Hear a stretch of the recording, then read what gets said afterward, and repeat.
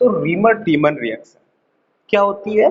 इसमें फिनॉल जो होता है, दैट इज फिनॉल, इसको हम क्लोरोफॉर्म के साथ रिफ्लक्स्ड कराते हैं इन द प्रेजेंस ऑफ बेस।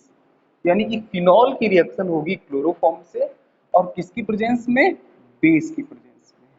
ठीक, तो when phenol refluxed with chloroform in the presence of base like sodium hydroxide, temperature आप ले सकते हो 340 केल्विन के आसपास, इस टेम्परेचर पे तो क्या होता है, एक इंटरमीडिएट प्रोडक्ट बनता है जिसको हम हाइड्रोलिसिस कराते हैं। यानी कि जिसका हम क्या कराएंगे? हाइड्रोलिसिस कराएंगे, और हमको एल्डिहाइड ग्रुप जो है वो आर्थो पोजीशन पे इंट्रोड्यूस्ड हो जाएगा, या हमको जो आर्थो पोजीशन है वहां पर एल्डिहाइड मिल जाएगा। ठीक, यानी कि जब फिनॉल की हम रिएक्शन कराएंगे क्लोरोफॉर्म और सोडियम हाइड्रोक्साइड के साथ में, तो हमको फाइनल प्रोडक्ट मिलेगा कुछ इस तरह से, दैट इज OH, और यहाँ पर आपका CHO जो है ये आके डिस्प्लेस हो जाता है, और इसको हम बोलते हैं सैलिसिल्डिहाइड।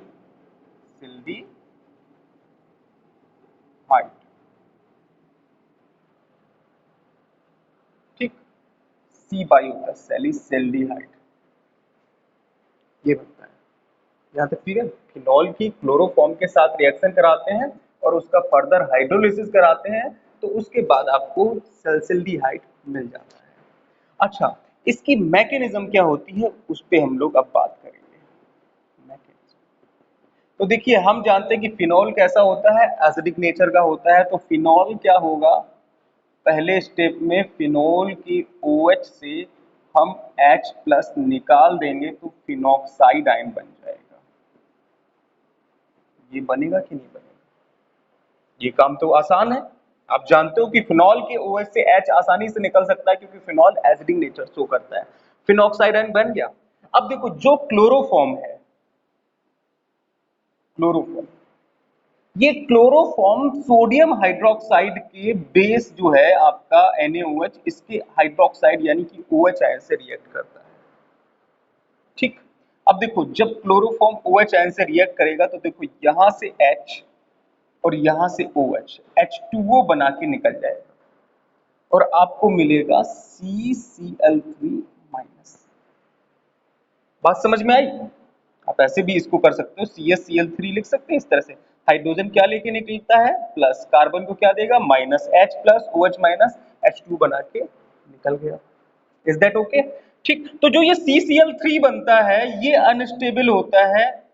देखो ये आपका हो गया फर्स्ट स्टेप, ये आपका सेकेंड स्टेप, और थर्ड स्टेप में जो CCl3 माइनस है इसमें से हम क्लोराइड आयन यानी कि Cl माइनस निकाल देंगे।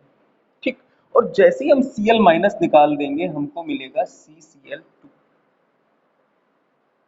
बात क्लियर यहाँ तक? और हमारे CCl2 में जो कार्बन होगा, देखो कार्बन, ये CCl3 माइनस कुछ इस तरह से होगा, किसी एक Cl पे माइनस है। बात समझ में आ रही है? तो जैसे ही हम Cl माइनस निकाल देंगे तो कार्बन पे हमारे फ्री रेडिकल यानी कि कार्बीन जनरेट हो जाएगा इस तरह से, CCl2। ये जो कार्बीन जनरेट हुआ है इसको हम बोल सकते हैं डाइक्लोरो कार्बीन। कार्बीन क्या होते हैं?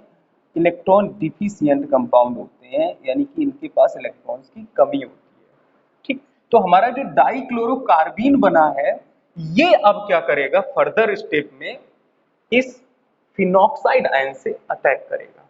ठीक है, तो यहां तक इतनी मैकेनिज्म समझ में आई। अब मैं ऊपर वाली मेन रिएक्शन मिटा दे रहा हूं और बाकी मैकेनिज्म को यहां पर मैं एक्सप्लेन करूंगा। ठीक है, अब देखिए ये जो फिनॉक्साइड आयन है, स्टेप नंबर 4, ये जो फिनॉक्साइड आयन है यानी कि O माइनस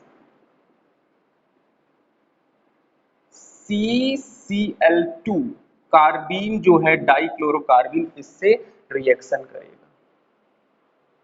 बताओ, और जब कार्बीन इससे रिएक्शन करेगा तो कार्बीन कहां अटैक करेगा? तो उसके लिए आप जानते हैं कि ये माइनस चार्ज है, उसकी वजह से ये माइनस चार्ज यहां आएगा, बॉन्ड आगे की तरफ टूट जाएगा। टूटेगा कि नहीं टूटेगा? भाई देखो जब ये बॉन्ड पाई बॉन्ड आगे टूटेगा, माइनस चार्ज जो है वो यहां आएगा और बॉन्ड आगे टूटेगा, यहाँ पे आएगा पार्शियल नेगेटिव कैरेक्टर, यहाँ पे पार्शियल पॉजिटिव चार्ज आएगा। ये नेगेटिव और ये पॉजिटिव, जो बॉन्ड पे नेगेटिव चार्ज है और यहाँ कार्बन पे पॉजिटिव चार्ज है, ये मिलके एक बॉन्ड बना लेगा और यहाँ पे माइनस चार्ज आ जाएगा। बात समझना, ठीक। अब यहाँ माइनस चार्ज है तो तुरंत ये CCl2 यहाँ पर अटैक कर जाएगा कार्बन, क्योंकि इसके पास क्या है, इलेक्ट्रॉन्स की कमी है। और जब कमी है तो वो फिर कहाँ जुड़ेगा, माइनस चार्ज जहां पर आएगा वहां जुड़ जाएगा। बात समझ में आ रही है? जैसे ही माइनस चार्ज यहाँ जुड़ा तो देखिए अगला स्टेप आपको क्या मिल जाता है, ऑक्सीजन का और ये कार्बन के बीच में ये माइनस प्लस का जो होगा यहाँ पर बन जाएगा डबल बॉन्ड, और यहाँ पर आपका जुड़ जाएगा, ये बॉन्ड तो टूट चुका है, ये वाला अंदर वाला, ये बॉन्ड और ये बॉन्ड बचा है, और यहाँ पर आपका जुड़ जाएगा CCl2। अच्छा, CCl2 पे कोई चार्ज था नहीं था, यहाँ पे क्या था, माइनस चार्ज, तो हम ये कह सकते हैं कि CCl2 पे क्या है, माइनस चार्ज आ जाएगा, ठीक, जब वो अटैक करेगा, यानी कि वहां पे अटैच होगा। अच्छा, यहीं पर H भी तो छुपा है, बेंजीन रिंग में हर जगह H भी तो छिपे होते हैं, ये चीज समझ रहे हो ना। अब यहाँ जो H छिपा है वो H क्या लेके निकलता है, प्लस, H प्लस आयन लेके निकलेगा, रिंग पे माइनस चार्ज आएगा, ठीक। और जैसे रिंग पे माइनस चार्ज आएगा, ये ऑक्सीजन जो है ये अपने इलेक्ट्रॉन्स यानी कि पाई बॉन्ड आगे की तरफ पहुंच जाएगा। अब देखना, यहाँ पे आएगा प्लस चार्ज, यहाँ आएगा माइनस चार्ज। अगले स्टेप में आपको मैं आगे लिख सकता हूँ, अगले स्टेप में आपको मिल जाएगा कुछ इस तरह से, देखिएगा आप, रीअरेंजमेंट होता है हाइड्रोजन्स का। देखिए यहाँ तो बॉन्ड है, यहाँ बॉन्ड है, कोई दिक्कत नहीं। देखो ऑक्सीजन का जो डबल बॉन्ड था, CO डबल बॉन्ड, ये आपका हो जाएगा ऑक्सीजन पर सिंगल बॉन्ड, और ऑक्सीजन पे माइनस चार्ज वापस आ गया। ये प्लस माइनस जो हाइड्रोजन ने माइनस दिया है रिंग में, और ये प्लस, ये मिलके एक बार फिर से रिंग को फिनिश करेंगे, और हाइड्रोजन हमारा फ्री फॉर्म में बाहर निकल जाएगा कि नहीं निकलेगा। आप यहाँ पे H प्लस को माइनस करके निकाल सकते हो कि H प्लस निकल गया है, ठीक। और यहाँ पर हमको मिलेगा CCl2 माइनस।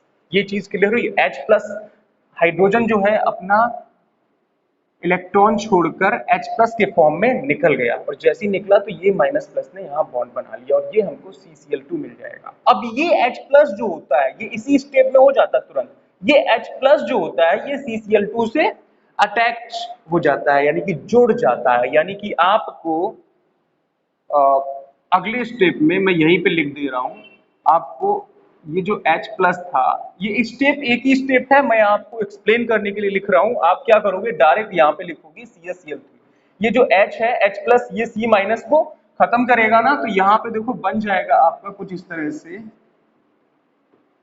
O माइनस आएगा, और यहाँ पर बन जाएगा CHCl2। मैं जानबूझ के स्टेप बढ़ा रहा हूँ ताकि आपको समझ में आए, आप एक ही स्टेप में रिएक्शन कर सकते हो। H को तुरंत यहाँ जोड़ दो, देखो H plus C minus, CH बन जाएगा ना, CHCl2 हो जाएगा, ठीक। यहाँ तक क्लियर, इतनी चीज बताओ। अब ये जो CHCl2 और O माइनस है, इस पर हम बेस की रिएक्शन कराएंगे। देखिए क्या नेक्स्ट स्टेप मैं यहाँ पर लिख रहा हूँ, ये स्टेप नंबर 5 है। यहाँ पर हमने बनाया क्या, ये हमने लिया यहाँ पर O माइनस और CH, और ये 2 Cl2, और इनकी रिएक्शन करा दो आप 2 सोडियम हाइड्रोक्साइड यानी कि 2 बेस मॉलिक्यूल से। तो देखो सोडियम हाइड्रोक्साइड टूटेगा Na प्लस OH माइनस में, ये टूटेगा Na प्लस OH माइनस में, 2 Na 2 OH। CH से जो 2 Cl है वो दोनों Cl निकलेंगे माइनस चार्ज लेके, और यहाँ पे देंगे प्लस चार्ज प्लस चार्ज। अब देखो CH पे 2 प्लस है, तुरंत दोनों OH CH पे अटैक कर जाएंगे, और हमारा ये जो बन जाएगा वो क्या बनेगा, वो बनेगा, आप देखिएगा O माइनस तो यही रहेगा, यहाँ हो जाएगा CHOH का होल ट्वाइस, यानी कि CH के साथ 2 OH जुड़ जाएंगे। ये चीज क्लियर हुई। अब देखो मैंने बताया था कि एक ही कार्बन से 2 OH अटैच नहीं रह सकते। नेक्स्ट स्टेप में क्या होगा, ये जो हमारा कंपाउंड बना है दैट इज अनस्टेबल, तो नेक्स्ट स्टेप में क्या होगा, मैं एक ही स्टेप में यहाँ पे बता रहा हूं। तुरंत यहां से क्या होगा, इस कंपाउंड से आप यहीं पर एरो बना सकते हो, मैं यहाँ आपको अलग से एक्सप्लेन कर रहा हूं, O माइनस CH OH ये थोड़ा सा भी हीट करेंगे तो यहाँ से वाटर मॉलिक्यूल निकल जाएगा। मैंने बोला था एक ही कार्बन से दो OH जुड़े होंगे तो वाटर निकाल दो। जैसे ही वाटर निकलता है आप देखिएगा आपको मिल गया यहाँ पर, क्या मिल गया? CHO मिल गया ना, CHO। बताओ, ये जो CHO मिला है अब इसमें हम क्या करेंगे? फर्दर हाइड्रोलिसिस कराएंगे, यानी कि H2O से H आयन लेके आएंगे। ये H आयन यहाँ पर अटैक करेगा और हमारा फाइनल प्रोडक्ट हमको मिल रहा है इस तरह से, दैट इज CHOOH। और ये क्या है? सेल्डिहाइड। तो सेल्डिहाइड हमको मिलता है रीमर टीमर रिएक्शन में फाइनल प्रोडक्ट। तो कुल मिला के 3-4 स्टेप की रिएक्शन है, मैंने उसको डिटेल में बताया इसलिए 6 स्टेप लिखे हुए हैं। आप इस मैकेनिज्म को याद कर सकते हो, बहुत ही इंपॉर्टेंट है आपके हर एग्जाम में, कॉम्पिटिटिव एग्जाम हो या बोर्ड एग्जाम हो, this mechanism is the most important mechanism. ठीक है, क्लियर? चलिए, दैट्स इट।